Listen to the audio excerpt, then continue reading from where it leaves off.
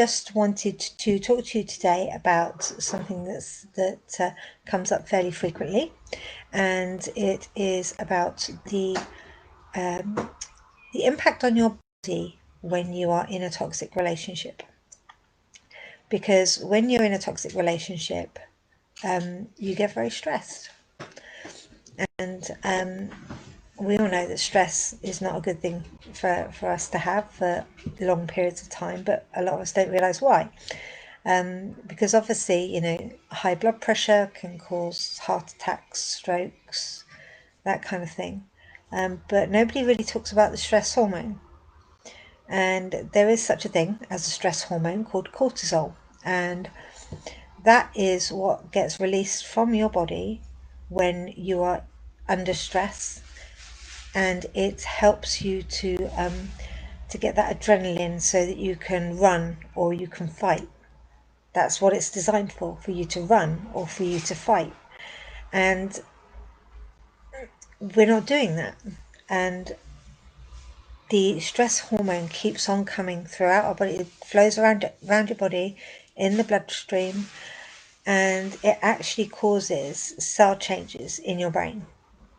So when you are under constant stress, not only is your blood pressure higher, but you have this stress hormone, cortisol, running rampant around your body, causing damage wherever it goes. And also it can impact on your short-term memory, and it can impact on your amygdala. It enlarges your amygdala, which is your reptilian brain. That's the bit that kind of is on the lookout for bears and dinosaurs. Where's a bear? Where's a dinosaur? Quick, run! Must run and hide. It makes it larger, and it basically shrinks the frontal cortex, which is your rational thinking part. So what you've got is you've got the rational part kind of shrinking away, going, oh, I don't like this, no, I don't want to be here. And then you have the amygdala, which is reptilian brain, which is the fight or flight response, going, ho, I'm here, and getting bigger.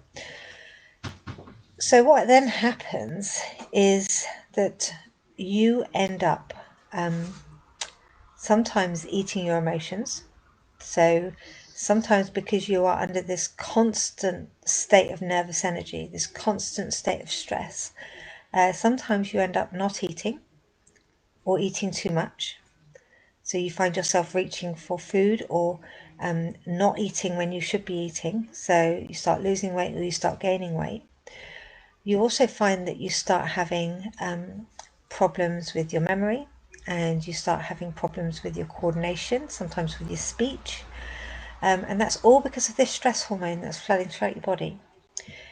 And what also happens is, because your short-term memory starts to become impacted, you start to forget the normal stuff that you would normally remember. So when you have a fight with your partner, then they twist things around and you start to doubt your response because you can't remember clearly what happened because your short-term memory has been impaired. So they end up gaslighting you and telling you that you said this and you said that and you agreed with this and you didn't, because you never would have agreed to that. But because you can't remember it clearly, you end up feeling like you're going nuts, you're going mad. So we all go through this. I ate my emotions for years and years and years. Unfortunately, I'm a stress eater. I'd much rather be a stress starver, because that would make life so much easier. But I am a stress eater, so I know that when I am under stress, I eat. When I am bored, I eat. When I am overwhelmed, I eat. So I think the only thing that doesn't make me eat is if I'm dead. The rest of the time I'm eating. So for me, I was very slim. I had a nice figure.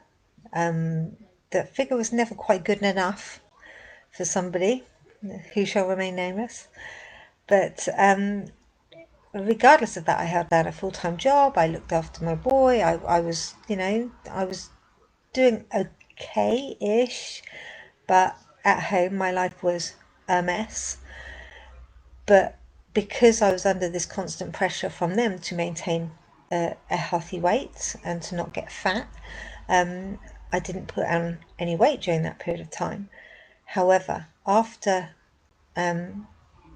we separated, it started to go downhill a little bit, because I started to eat my emotions, and I started to eat all the wrong things and all the toxic things that you shouldn't be putting in your body, all the chemical laden stuff, all the processed stuff, all the sweets and the crisps and the bad fats and the bad sugars and everything unhealthy, you name it, I was eating it. And I wasn't being a good role model for my son. I know I wasn't. From a health perspective, I wasn't. And then sort of fast forward, and then when my son got sick, I stress ate big time. And I ended up actually ended up being 15 stone, which is, well, 10 stone's 140 pounds. So that'd be 210 pounds. Mental maths, not my strongest point. 210 pounds for those Americans. And that was my heaviest point. Now, I have come down from that, thankfully. But at that point, I could barely walk. I was struggling really badly.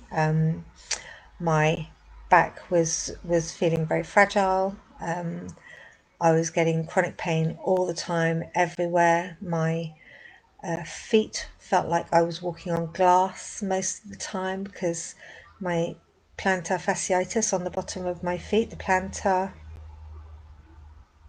bit on the bottom of my feet, basically there's a piece of tendon there that can get inflamed, and when you're carrying extra weight, it makes it worse. So I was struggling to walk. I was seriously considering getting a scooter at that point because I really was struggling. I was the biggest I've ever been in my life, and I was just so unhappy, just going through so much stress, and I felt very alone trying to cope with everything that I was dealing with and trying to fix a problem that I couldn't fix. Basically, I was trying to fix a problem I couldn't fix, and my stress hormones were raging. I tell you, my cortisol was absolutely going nuts on me. I was just absolutely, I don't even know how I got through it, to be honest. I didn't drink. I think I just ate my way through it. Ate my weight in cakes and biscuits, I think, and all the things that are bad for you. And then I decided enough was enough. So we started making progress with my son's health, and I decided to cut out all animal products. So I went completely vegan. Yes, I'm one of those revolting vegans. I don't rub people's face in it. I do it for medical reasons. I do it because it helps reduce the amount of pain that I have to deal with on a daily basis, because the nerve endings in my central nervous system, all of those nerve endings that kind of send up the alarm when you're hurt, when you get burnt, when you get cut, whatever, my nerve endings are shot to pieces. And that's the damage that has been done through the cortisol rampaging through my body over a number of years. And I don't want you guys to end up like that. So I want you guys to realize that this stress hormone is really bad and really dangerous. I'm not a doctor. I'm not giving medical advice. I'm not going to suggest to you all that you have to do X, Y, Z and that will fix you. That's not what I'm saying at all. I'm just telling you what happened with me. But I do think that you need to be aware of this situation. And when you are dealing with really, really tough, difficult situations, like going through a divorce, like dealing with a toxic ex that's making your life hell, you have to look after your body, because your children, if you have children, are relying on you, and your family are relying on you to get through this. And you are the captain of the ship. And if you don't look after yourself, what's going to happen to the ship? The ship is going to crash into the rocks. You need to be healthy. You need to be well. So it's really, really important that you actually nourish your body with food that is good for it. It's really important that you try to avoid extra chemicals, extra fats, extra sugar, the bad things. We all know what we should and shouldn't eat. You know, if we don't know it by now, Jesus, they've been battering us over the head with it for, well, my lifetime at least. So we should all know what we can and can't eat that is good for us. We don't always have the right motivation to eat the right things. And somebody once said to me, you can't help your son, you can't help other people if you are sick, if you are falling apart. And that was the driver for me to actually start to improve my health. So what I will do is I will put up some pictures at some point of me at my best and me at my worst, and kind of where I am at the moment, because my journey is not finished yet. My journey will be a lifetime journey. I'm traveling my path. I'm sailing my seas. Let's see where the winds take us. But you can't help others if you don't help yourself first. It's as simple as that. So when you are thinking about doing your shopping at the weekend, when you are thinking about filling up the snack box at the weekend for the week ahead, have a think about what you're actually putting into not only your body but your family's bodies, because it's already got pressure running through it. It's already got bad stuff running through it. It doesn't need any extra, but you need to be aware that you have to de-stress. You have to do fun things, even if it's laying on the grass looking up at the clouds and working out what the clouds look like. That's a fun game to play with kids. All laid out on the blanket in the garden, just looking up at the sky. And, look, there's a dinosaur over there. I see a dog over there.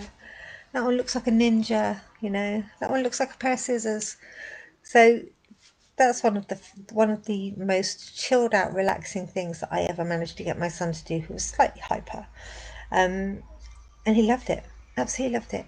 Cost nothing. And doing those fun things will actually reduce your stress levels.